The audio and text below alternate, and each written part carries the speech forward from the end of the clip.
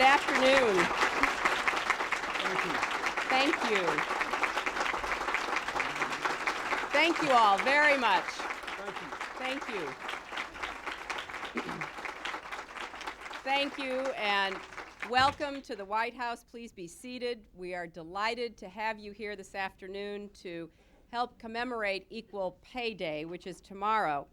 I'm glad to see so many both new and old faces in the fight for equal pay, and we know that this is a struggle that has taken some time. We've made a lot of progress, but I hope that we'll eventually see the end of Equal Pay Day because the goal will have been achieved and we won't have to have any sessions like this where we continue to talk about it. We know that women who walk into the grocery store are not asked to pay 25% less for milk. They're not asked by their landlords to pay 25% less for rent, and they should no longer be asked to try to make their ends meet and their family incomes what they should be by having 25% less in their paychecks. Many people have worked for the goal of equal pay over the years, and I want to thank some who are here, starting with our wonderful Secretary of Labor, Alexis Herman, as well as a great advocate for equal pay and women's rights. It has nothing to do with the wife he has or the daughters he's raised, but Senator Tom Harkin, who is a real champion.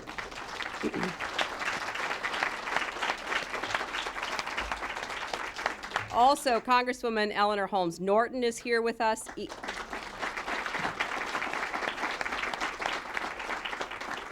EEOC Chairwoman Ida Castro.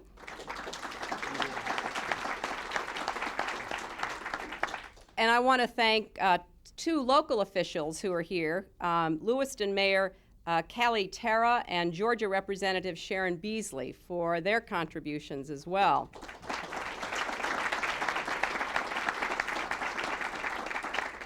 I also want to pay a special word of appreciation to Linda Chavez Thompson and the AFL-CIO, Gail Schaefer and the Business and Professional Women, Susan Bianchi-Sand and the National Committee on Pay Equity. Together, these groups have helped lead the fight for pay equity, and they will be organizing hundreds of grassroots events around the country tomorrow. In a few minutes, we're going to hear from our four panelists. They will be able to tell you in their own words why they are here. But when you have heard from Professor Nancy Hopkins, Sonia Tyler, Carolyn Gant, and Patricia Higgins, you will appreciate, as I think all of us who've ever been in the world of work do, the struggles and the challenges and the victories that they have faced and the way they represent so many other women. One of my staff members was home for the holidays last week, and there was a cartoon stuck up on the refrigerator in her house. I mean, that's where everybody keeps all of their reminders, their namesakes, their children's drawings, and all the important documents, at least in my experience. And her mother, without knowing anything about this day and this particular commemoration, had cut out a cartoon which showed 6 people sitting around a conference room table, all in suits, all wearing glasses, all men, and one of them announces, "Gentlemen, we must cut our expenses in half, so I'm replacing each of you with a woman." Now, clearly, things are not as bad as the cartoon. You know, they have to exaggerate to get our attention. And things clearly have improved. As a recent Council of Economic Advisors report makes clear, the gap between women's and men's wages has narrowed since 1963. But women still bring home only about 75 cents for every man's dollar. And I think it's important that despite this long time inequity, there are still those who claim that this is a made-up problem. That any wage gap between men and women can be explained away by the choices women make. And we all know that individual women, thank goodness, make different choices. That women, for personal reasons or other professional reasons, may choose a particular career or work pattern that results in lower wages.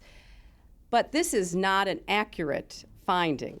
And those who promote it should look at the entire picture and the studies that have been done repeatedly which demonstrate the contrary. Women at all ages, when you adjust for differences in education, experience, and occupation, as a recent CEA study report reminds us, there is still a sizable gap between men's and women's salaries that can best be explained by one phenomenon: the continuing presence and the persistent effect of discrimination, sometimes in very subtle ways. And we'll hear about some of that from one of our panelists.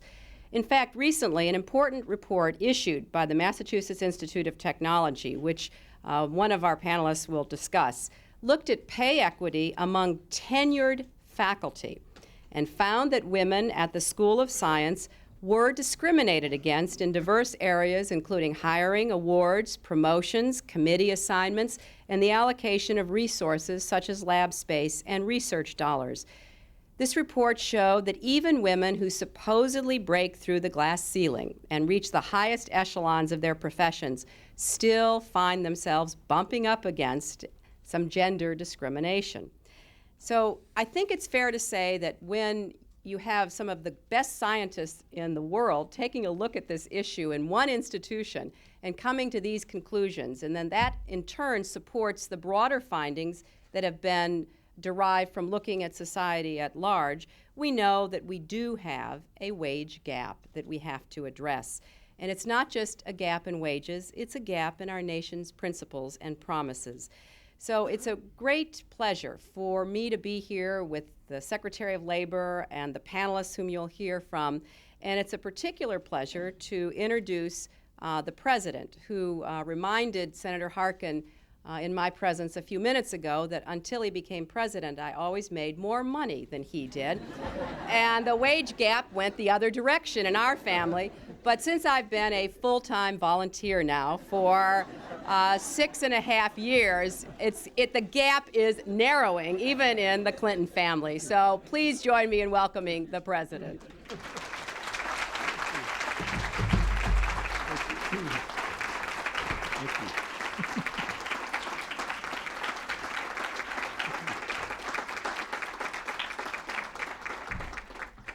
That is the truth. But Hillary didn't tell you the rest of the story. Senator Harkin, whose wonderful wife, Ruth, was also a part of our administration for several years, she has often made more money than her husband.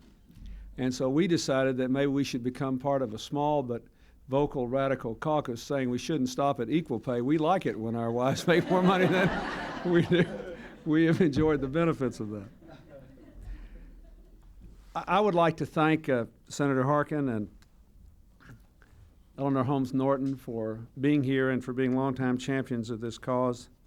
I thank Ida Castro, our EEOC chair, the local officials who are here, and Secretary Herman, who bears a lot of the responsibilities for what we are trying to achieve for her work. I'd like to make just a few brief points. Hillary has made most of the points that need to be made, and we all know here we're preaching to the saved and trying to get a message out to the country. But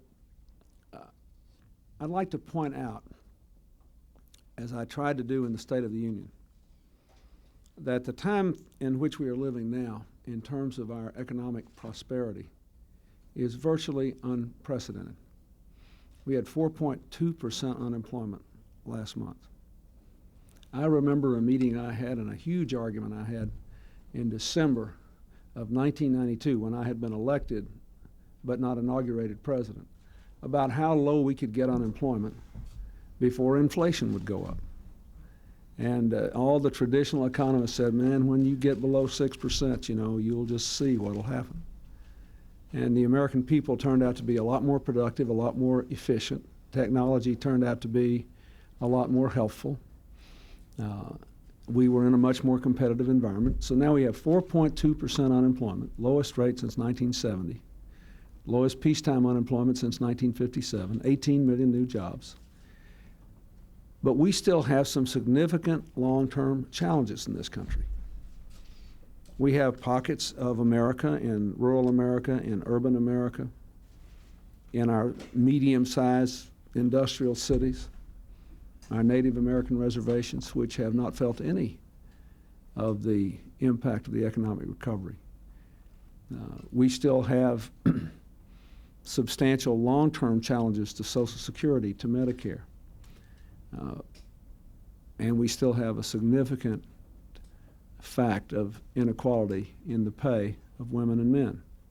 And the central point I would like to make is that we should not allow the political climate or anything else to deter us from concentrating our minds on the fact that this is a precious gift that the American people have received, even though they have earned it.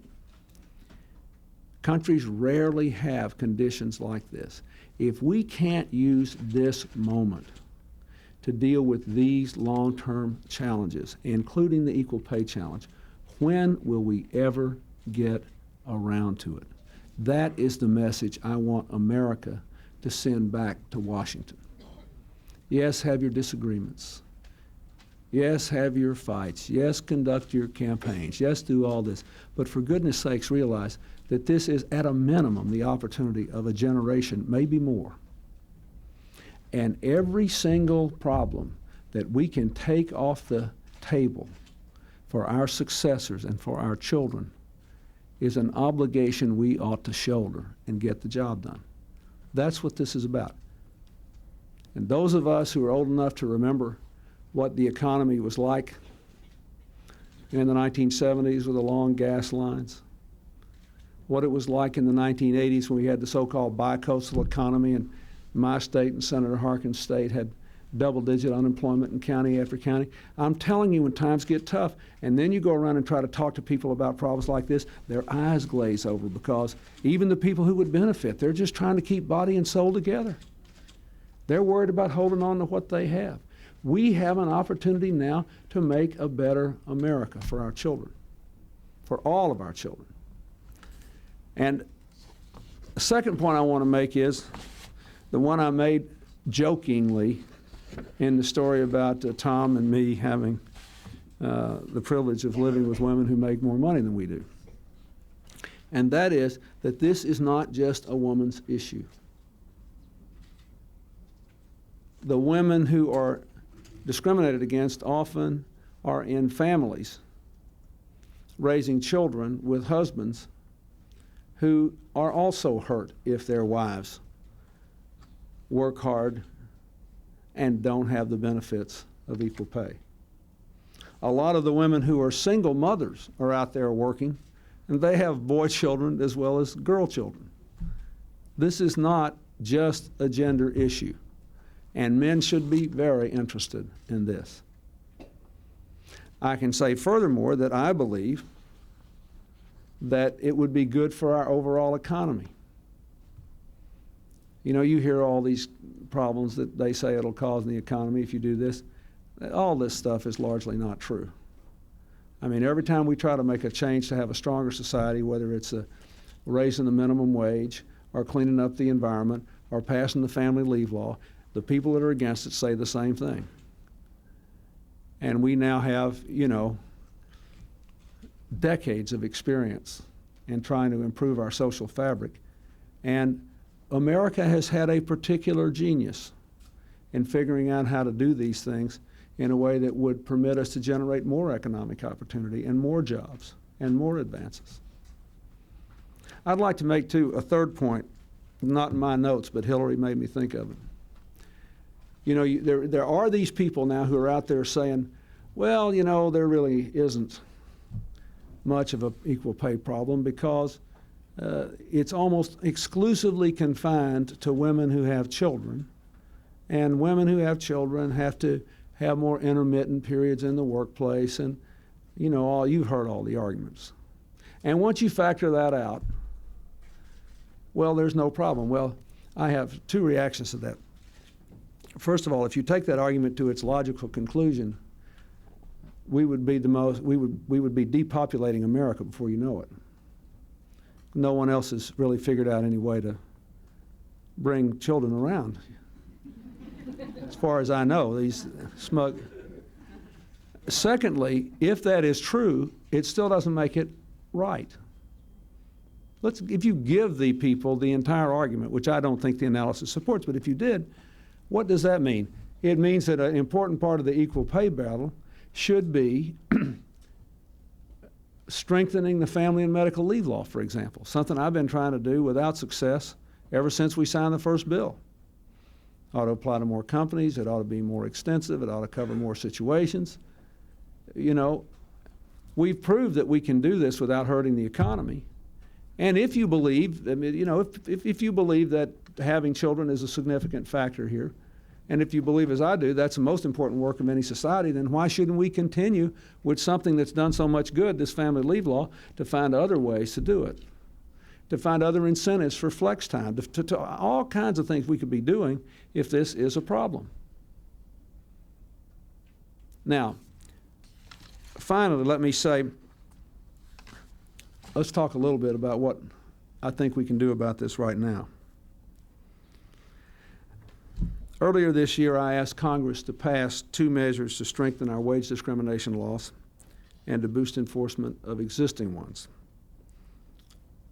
I asked Congress again to pass the $14 million Equal Pay initiative that's in our balanced budget to help the EEOC identify and respond to wage discrimination, to educate employers and workers about their rights and responsibilities.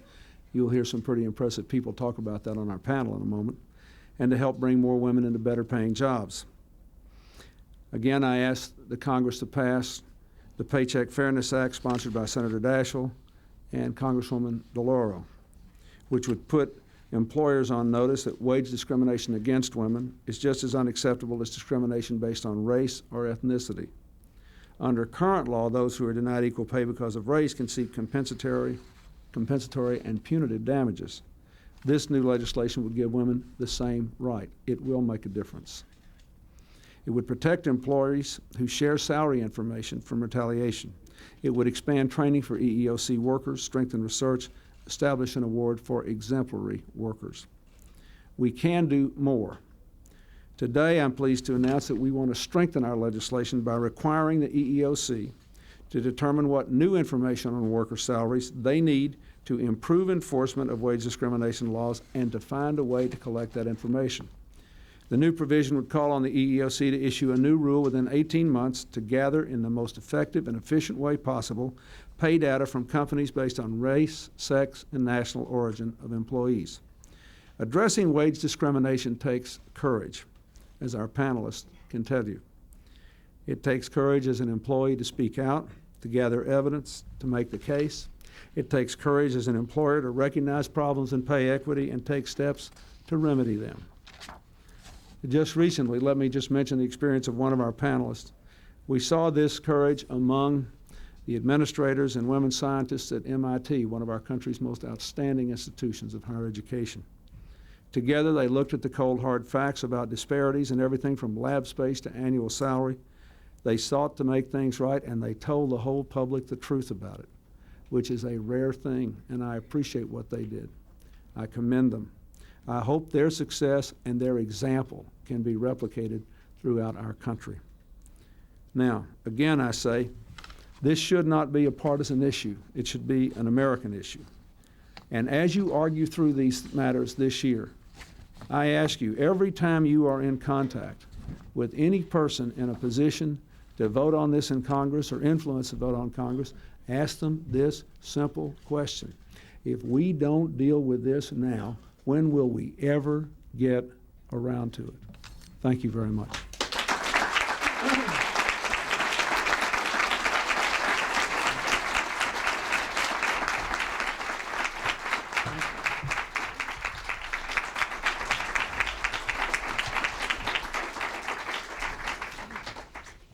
Thank you, Mr. President and Mrs. Clinton, for your stirring words, but especially we thank you today for your leadership. Once again, the first family is putting families first, and I know that all of us would agree that the issues of equal pay and employment opportunity are clearly family issues. In my mind, my way of thinking about this issue, you know, the whole question of the Equal Pay Day is really a day about paychecks and reality checks. And the reality is that we still have pay discrimination in our country. It is wrong as we go into the new century for women to still earn 75 cents for every dollar that is earned by a man. And I must tell you, as the First Lady was making her opening comments, I couldn't help but think to myself, you know, I have yet to go into a grocery store to pay $1 for a loaf of bread and to have the store clerk look at me and say, oh, excuse me, you're a woman. You only have to pay 75 cents. It just doesn't work that way. I think we all know that. The fact of the matter is, women in this country have to pay the same amount for goods and services. So we should be paid the same amount for the work that we do. We all know that we need to have stronger enforcement of our laws. And what the President has announced today will clearly put us on a more direct path to do that. But we also need to build awareness, because this is not an abstract challenge. This is a very real issue. It is as real as the women who are with us today, the stories that we will hear. And I want to begin this dialogue on behalf of the President and the First Lady by asking each of our panel members today to give us a very brief comment as to why this issue is important to you from your perspective. And I'd like to begin the dialogue with you, Nancy. Nancy Hopkins is a professor from the Massachusetts Institute of Technology. Thank you very much. Thank you so much for this opportunity. I am a molecular biologist and a professor at MIT. And over the past 5 years, I was very fortunate to be involved with 15 other tenured women in the School of Science in an extremely successful and collaborative and happy effort to address the question of equity, including salary equity for women. And what was remarkable about it, as Mr. and Mrs. Clinton said, was that in contrast to many of these stories, they addressed it in a very positive way. And so it turned people's lives around and has had an impact that we never thought about at all. We were just thinking about our own problem. Thank you very much, Nancy. Mrs. Gant, can we turn to you? Carolyn Gant is a clerk with one of our senior programs here in the nation's capital. My name is Carolyn Gant, and I'm a retired mother. My name is Carolyn Gant, and I'm a retired mother of 7 children. I found the inequity of pay between men and women doing the same job with the same education and experiences have made it necessary in my golden years to work part-time in order to survive. I saw men who started out with me at the same level. They received more promotions, more pay, and more training than I did. Thank you very much, Mrs. Gant. And Trish Higgins is here from Cleveland, Ohio. Trish is a nurse from Cleveland. Trish? It's really great to be here. As you've just been told, I'm a nurse. I work in Cleveland. I've had 23 years of nursing experience in geriatrics, pediatrics. I currently work in rehab nursing, primarily with spinal cord injured patients.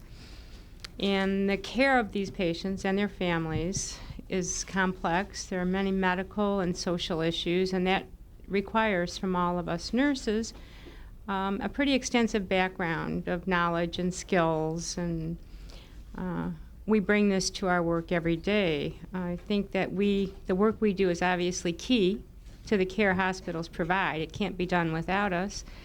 And yet I think that our work has been traditionally undervalued and underpaid. That's why I'm here today. And lastly, Sonia Tyler. Sonia is the head of the women's basketball team. She's the coach at Howard University here in Washington, D.C. I must apologize, I'm very hoarse.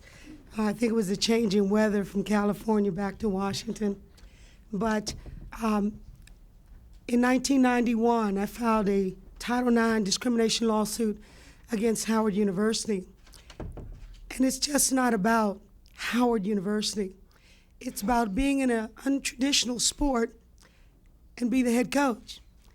And to have, at that time, an opportunity to be successful, which we were, and to not be rewarded for it. not only was I not rewarded for it, it was ignored. Ignored to the point of my counterpart being hired and being paid 4 times the salary that I was making. And I think somehow I made the same excuses that many women make when they're too embarrassed to identify with inequity. We somehow feel it's our fault, or something we didn't do, or some accomplishment we didn't reach, or some value we didn't possess. But that's not the case. And I'm here today with my hoarse voice because this is so important an issue, not just to coaches, but to the nation, to women, to not just a protected population, but all population. That we have a real issue. The president has indicated that we have a real national issue that has to be addressed. I addressed it, and as a result of the lawsuit, I had the landmark decision, an award by a jury of $2.39 million. Fortunate for me, I'm still at the same institution, and the situation is so much better now.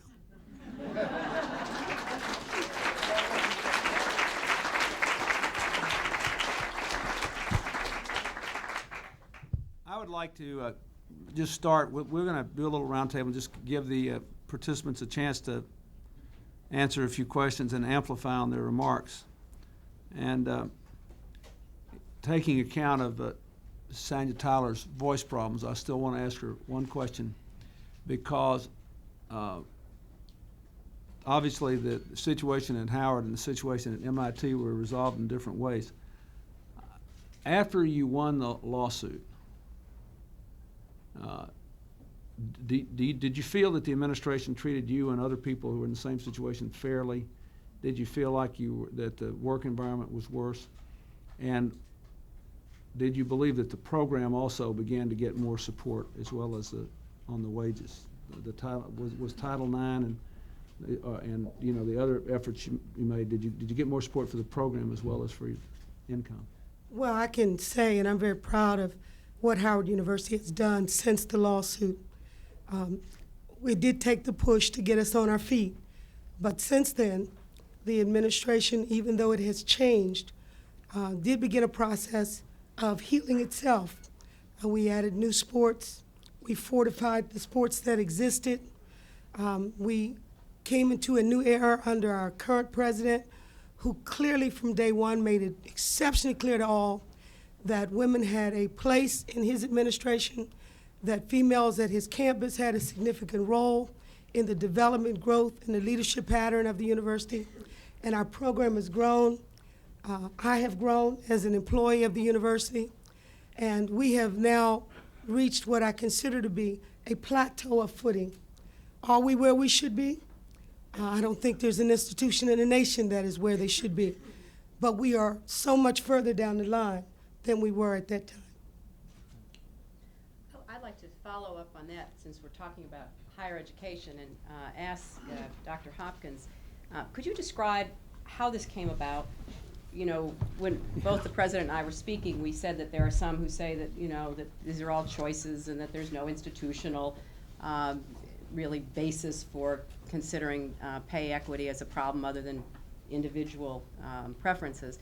And once you made that decision, what you did during these 5 years, and then your recommendations and the results that have flown. Yes. Well, I think that in terms of, is this the result of choices that people make? I think what's unusual about our group of women is we had only 15 tenured women at the time we started 5 years ago. So after 25 years of affirmative action, in the School of Science, which is 6 departments, there were 15 tenured women and 194 tenured men. So this was not terrific, okay. But one of the things was that about half these women didn't even have children, so that certainly wasn't an issue. Many were not married. They'd made a choice to have this particular life for whatever reason. So that really wasn't the thing. And so the question was, you know, how did this come about and how did we get started? And what happened is that these women are so serious about science that they really didn't have much time for anything else. They were very unpolitical people. And the other thing is they're enormously successful. So if you were to look from the outside at these people, you'd say, well, what's wrong here? Because Many of these women are members of the National Academy of Sciences, the American Academy. 40% of them are, in fact. So these are the top of the line, so you wouldn't think there was a problem. And most young women entered MIT as junior faculty believing there was no problem. And people, even myself, I thought civil rights and affirmative action solved all that. So it was a very slow awakening of these 15 people as they progressed through their careers at MIT that something wasn't quite right. And what it was a very subtle thing. You could hardly point to a single incident and say, that's it. But what happened was that myself, one day I got very upset about a particular incident. Finally, after 15 years of watching what was happening to other women, you finally realized that something was wrong, and it was this gender thing. And so I wrote a very strong letter to our president, and I said, you've got to do something about this. And it was so strong that I thought I'd better run it by another woman, get her opinion, have her just delete a few of those extreme statements I tend to make sometimes by mistake. So she read this letter, and she said, I'd like to sign that letter, and I'll go with you to see the president. I said, you will? Wow. So then I thought that was really interesting. So we decided we'd go and poll the other. And that's how we discovered there only were 15 of them, so it was pretty easy to do the polling. And when we went to poll them, to our amazement, we'd start the story, and they'd say, where do I sign before we finished? So something was wrong. But what I think then was amazing to us was we then, being scientists, wanted to collect data to see whether the data would support what we sort of had really come to realize through our life experience to be true. But we didn't know whether it would, But the next thing we did that was really helpful was we went to the higher administration of MIT and asked them to help us do this. And that was a very tense moment, and that was the defining moment. So there were two key moments. One was the group having power of these group of women, because this was all they had. This was us. And then the question was, how would the administration respond? And President Vest and Dean Bergeneau, who was supposed to be here, but his plane was canceled, he was going to come, were just fantastically supportive. And they said, just do it. So I think it was a group of scientists as administrators and a group of women who are scientists approaching a problem in a similar way. We went out, we got all the data, we measured everything up, we got the space, the lab space, the resources, we added it all, data tables full of tables, lots of data. And we had it in, and as President Vest said to me the other day, when he said, we're scientists, we looked at the data, what could we say? We go with the data. Okay. And so it is a very remarkable story. As soon as they had the data down in writing, down on table, Dean Bergeneau immediately began to fix things and very quickly changed these people's lives. I mean, it was so easy to do once you had this thing happen, and you sort of wonder, why didn't we do this before, and can this be a model for the rest of MIT, which is what MIT is now looking at.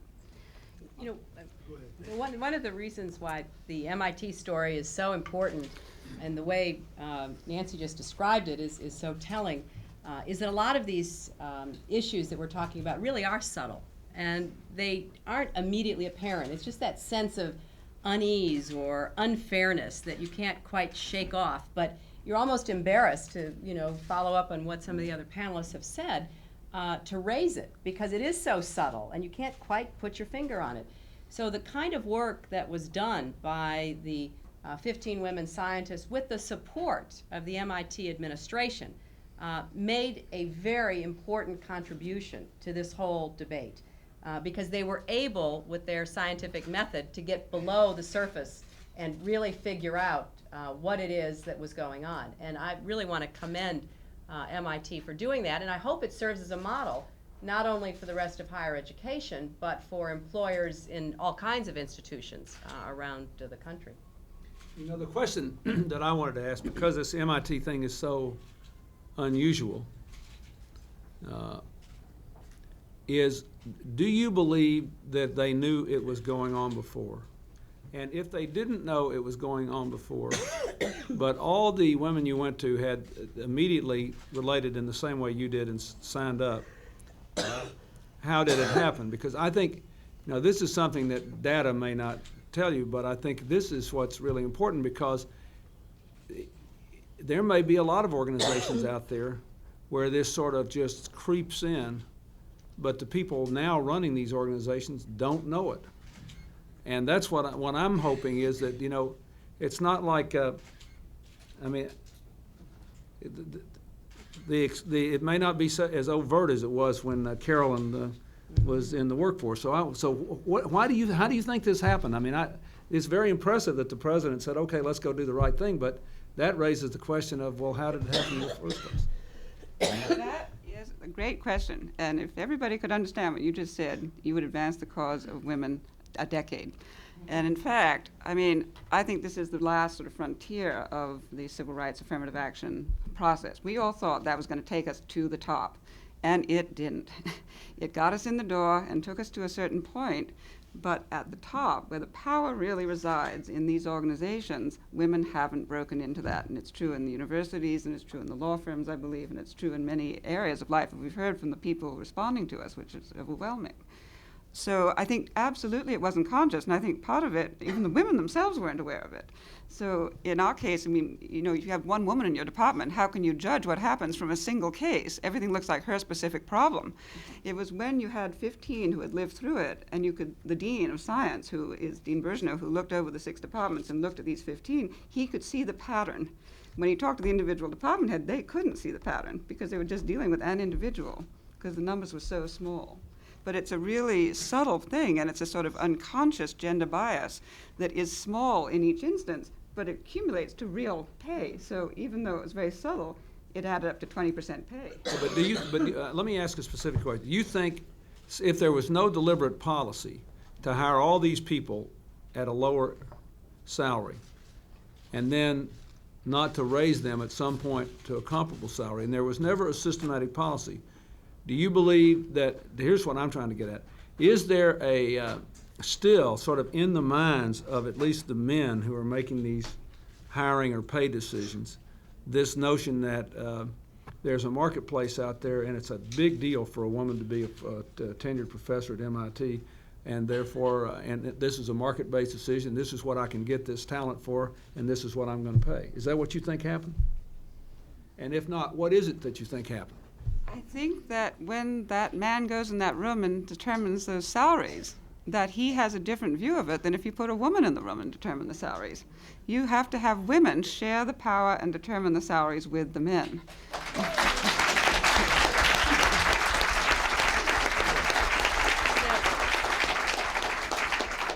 I want to move from MIT and Howard and the world of higher education to the world in which most women are working, and that is in jobs that are not often as well paid or well respected and are not given the kind of support that the women who hold them deserve. And so I wanted to ask Mrs. Gant, you said in your opening remarks that you could see, or you now know, that throughout your working life, men with the same or lesser qualifications doing the same or a lesser job were given more salary and benefits than you were. Could you explain that to us and how you came to be aware of that? Well, I had been on the particular job, the first one that I'm thinking about, I'd been on that job for about a couple of years, and I worked in community, so I knew a few of the people that were in power, the boards, what have you. And a couple of them showed me the data, like they would see what we do. This is what we do when we go to meetings. And of course, I'm the nosy kind, so I read everything. So I read it, and then they had, those days they used to put your name down and your salary, not the position, your name. So immediately, once I looked at that, and it was a small organization, I knew, hey, he and I started together. I know his background and everything, and how come he, and I'm doing the same thing, you know? And, you go through it, and that's how I really discovered it first. But then, like they say, when you get it, you don't really know what to do with it at first. You know, you think about it, and you sort of internalize it, and what am I doing wrong? Maybe I need to go back to school. Maybe I need to do this. But eventually, it took me about 5. I was raised, can't believe me. I was talking about it all the time, but I just got to the point where I actually insisted on going to the full board, since the management weren't doing anything, and saying, hey, I've been here, I did what you asked me to do, I did something you didn't ask me to do, but it turned out beneficial to this organization, and I want to know why I haven't got a raise, promotion, or anything, and yet I see people come in, and I don't like to knock anybody, but I know some of them are not doing what I'm doing, and they're getting more money. Why? And I got the promotion, but then you get to realize these people I'm talking about were 5 years ahead of me. Plus, that I became a pariah. And then when I went to another organization later on in the district government, it happened too. And it's very subtle in the district government. You really have to look at it hard. And they try to make you think, you know, like we have all these people here and all these women, and they're not, why are you? You know, like I'm something wrong. Nothing wrong with me. I can understand.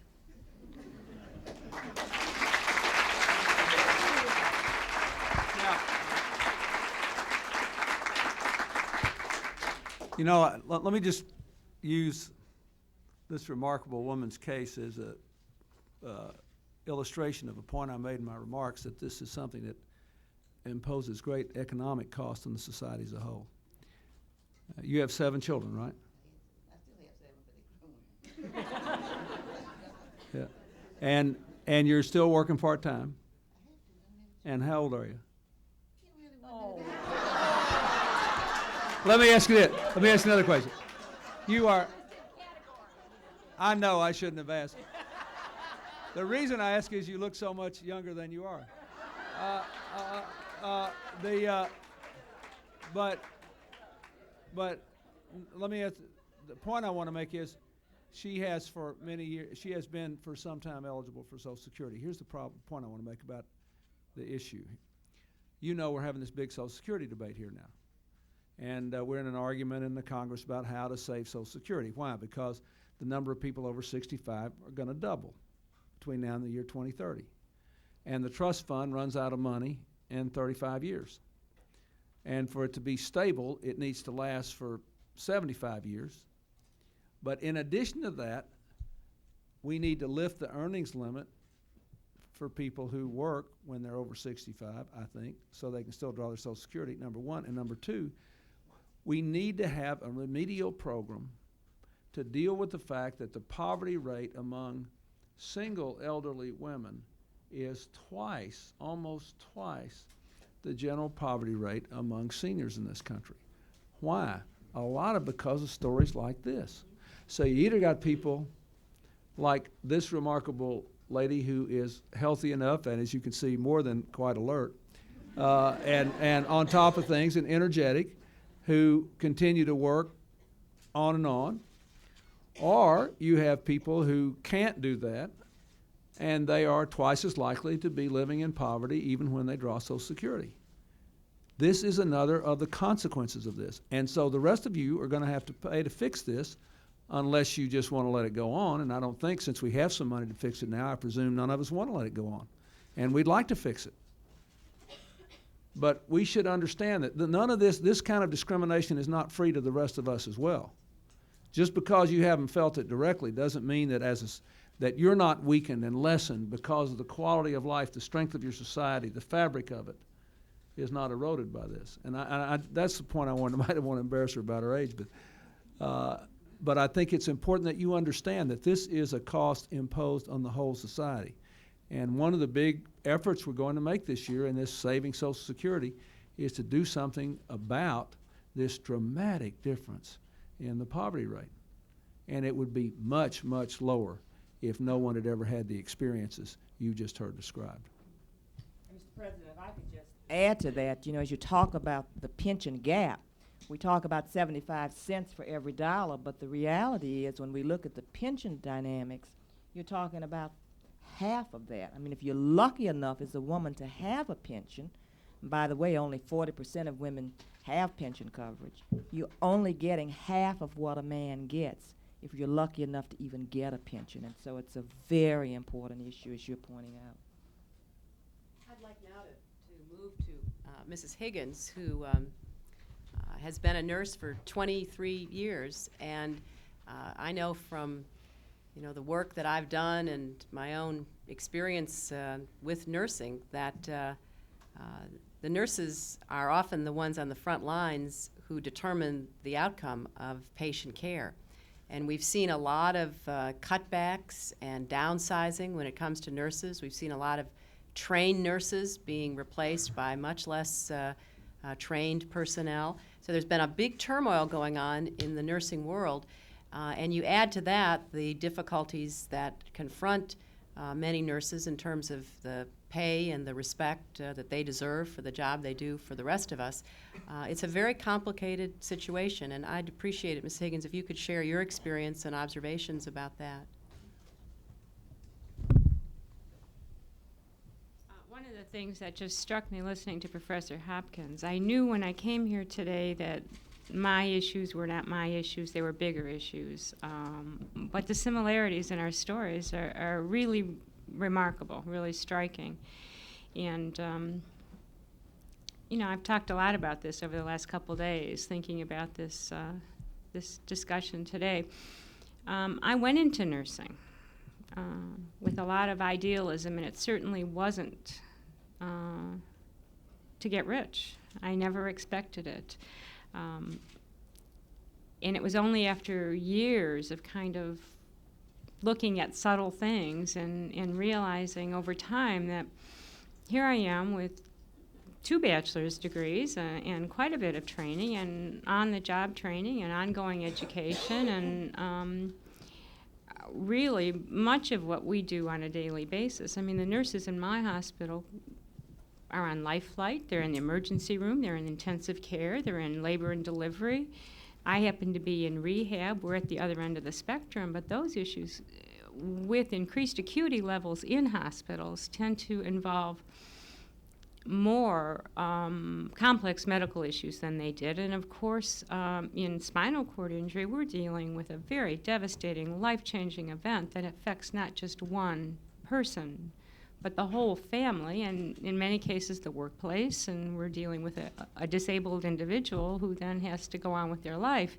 And I think we as nurses are very much on the front line, not only dealing with acute issues, but with the long-term education issues and support issues that families need. And I just have, as I've gotten older and raised my own children and looked at their futures, and my husband and I think about retirement, and gee, I don't have that much socked away. I've begun to realize, why shouldn't I be compensated for what I do at the same rate that men are for similar jobs with similar backgrounds and similar responsibility?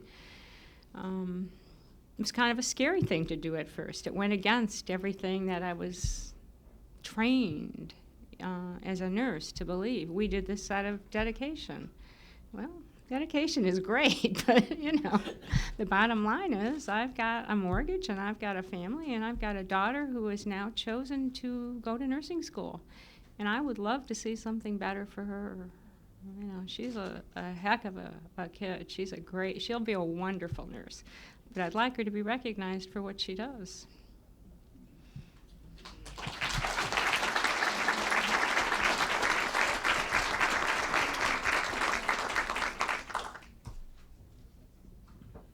One of the other questions that I wanted to ask, Mr. President, you raised earlier what's going on today in terms of the mindset inside many of our institutions. And one of the things that we know is that oftentimes we have policies in place today. That's the good news. We didn't have that 20 years ago. But what we're finding is that the practices inside these institutions don't necessarily support the policies and procedures. And so a lot of people have blinders on because they know now they have policies and procedures there that didn't exist before. And so they think it's all working. But we know from the work that we're doing that the procedures aren't really being followed. And so it's the practices. And that's why the leadership from MIT and other institutions to get in there and to do these self-audits to see how they line up is very, very important. But maybe one final question that would be helpful. One of the things that we're proposing in the legislative effort is also tightening up on that it's okay to share salary information and not to have fear of reprisals from employers because of that. To what extent was this an issue for you, Sonia, for others who have talked about just how you got the data? The First Lady asked the question about how all of this got started. But how much is the fear of actually sharing the data and getting the information, how much does that still play into it? And what we're proposing legislatively, do you think that's going to make a big difference? Well, I do know it. In my case, the information was never really revealed until we went to court. I knew that the kind of individual that came in had to have an attractive salary because he came from the NBA. And I didn't really look at the comparison between he and I as being plateaued to college and professional until I was told that I had not played in the NBA. And I said, well, is this the Wonder Woman syndrome? Because if I did, I would have had to been the only one. And if I had to be the only, then what are we talking about? I found that fair-minded people make fair-minded decisions. But the one thing no institution is really kept sacred from is the mindset of people who work there. If they bring those limited thoughts, the limited scope, the lack of vision, the discriminatory, the biases, they will bring them in and they will taint the most sacred of institutions. And what I was dealing with, and you have to understand, I'm an alumnus of my school. You cut me, I will bleed blue and white. The First Lady will bleed blue and white now too. But that's right. But I wasn't going to let them, the individuals involved, be my institution. I knew I was dealing with people issues. I knew once the umbilical cord was cut that we were looking at real issues, employment issues. I didn't have to play in the NBA. I was a college coach. His NBA experience would not going to garnish him anything at the collegiate level. I found that many of these people who came from professional ranks needed to be reoriented because you can't waive college players. You can't cut them like that. You know, you have to retrench their thinking about education. We're building at Howard leaders for America and the global community. I took that sacredly. So I'm not building NBA players, and neither are our men. What we're building is people who can go out and make a difference whatever they do. And I felt that because I had been successful, and I don't have the average program. Women's basketball at my institution is the most successful program at that institution, and has been from day one. You know, all I wanted, for the first time I used a word I hadn't used since I was a child, and it was fair. You know, when you're playing tag, you can't cheat when you're little, because it's not fair. What was happening wasn't fair, and I couldn't find an adjective, a descriptive phrase that could say it any better. What you're doing is not fair. And once fair was not going to be addressed, and I wasn't going to get into a mudslinging, I don't think going to the media and, you know, raining all over the place that you are is the answer. I felt that everybody has a respect for an institution, and I took them to the institution I thought they respected most, and that was the court. But I can clearly tell you this, you know, in defense of Howard, because Howard is just a microcosm of what's happening in the real world. There were so many coaches, Mr. President, that benefited from this lawsuit. There were many who kept their jobs. There were many who were allowed to practice at hours that weren't extreme, like early in the morning or late at night.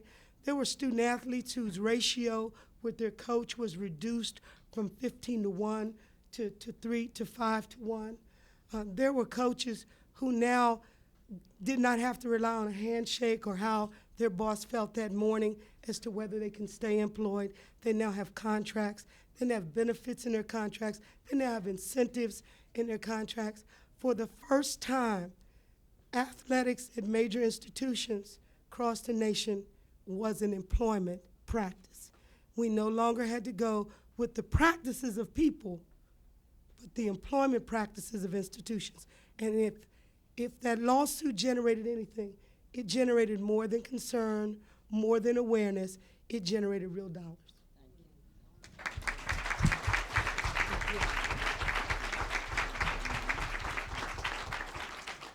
Well, I think ending on the note of real dollars is a good way to end what's been a very stimulating panel discussion. I said at the beginning it's about paychecks and reality checks, and I think, Mr. President, we've had very important reality checks here today in the presence of these distinguished women and their stories.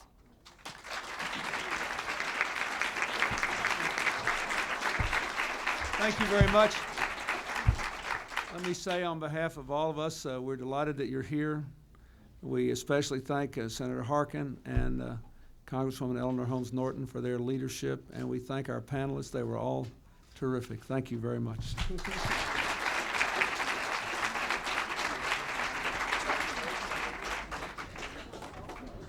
Thank you so much.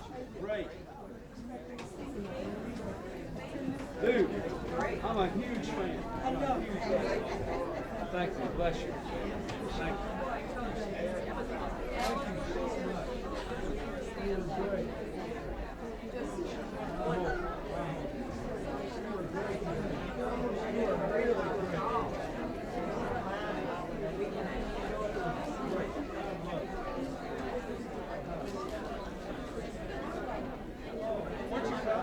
Ralph, you help me keep everybody down and everything.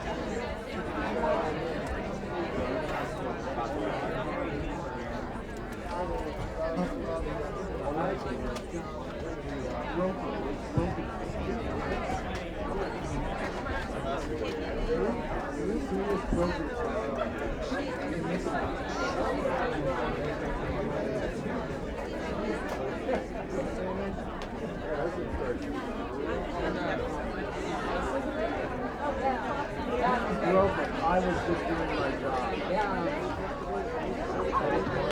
A little mushy.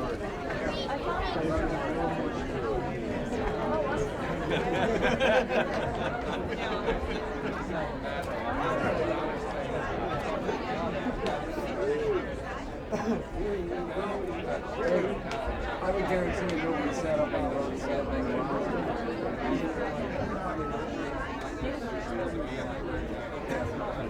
I can guarantee you, I can tell you, you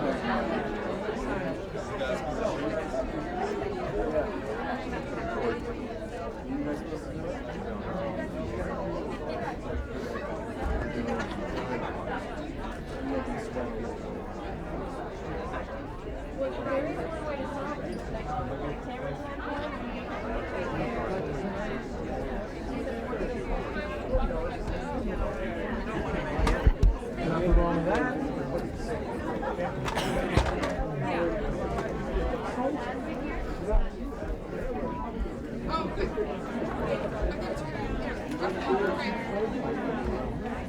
That would be.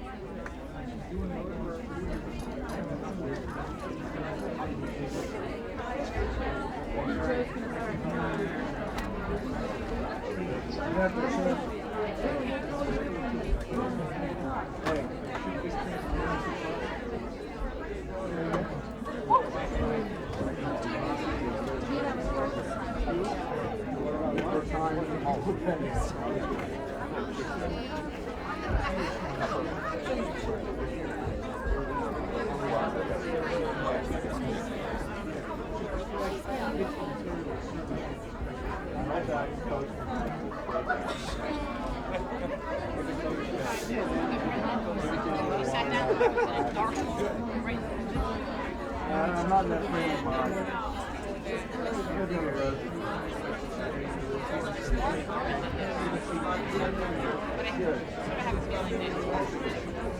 He sort of said it not to touch it, but they use it in so many different ways. They were just shifting it, focusing it.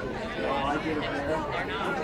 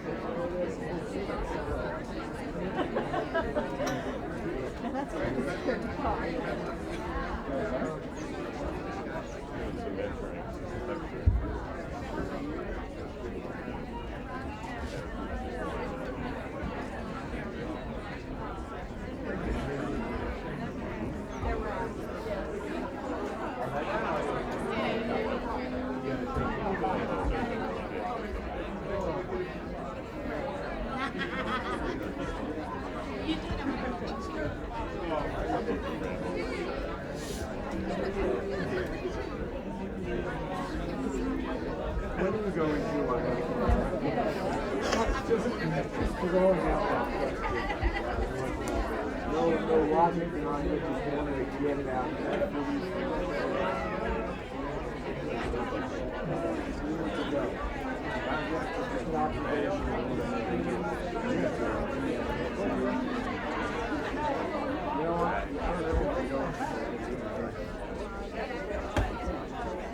Come back. You and I have not been together.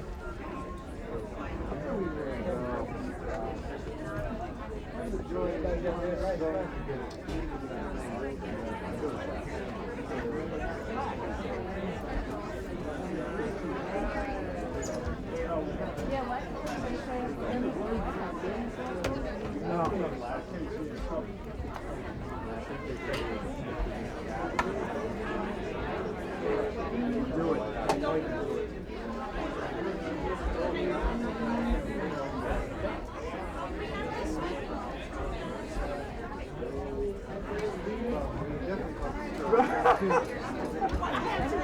It should.